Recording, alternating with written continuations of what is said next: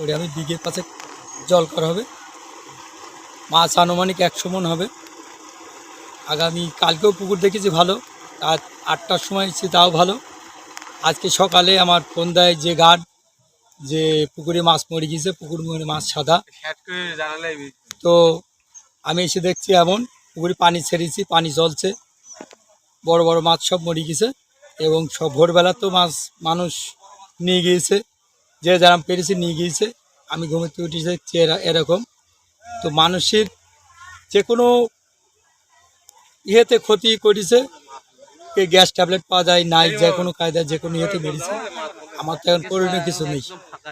চাষ করছি, এই ছোটোখাটো এই চাষের উপরে আমরা চলি। এই চাষ এখন মনে করেন যে বহুত পিছিয়ে গেলাম। এই ঋণ, মানুষের কাছে ঋণ টিন করে খাবার টাবার নেওয়া, সার মাটি দেওয়া, পুকুর লিজ টাকা মনে করেন এক জায়গায় ঋণ করে নেওয়া, এনজিও থেকে ঋণ করে নেওয়া। তো আনুষ্ঠানিক দিয়ে এই 8-10 লাখ টাকার মাছ আমার একদম মানে একদিনে আমার শেষ করে দিয়েছে। তো সেভাবে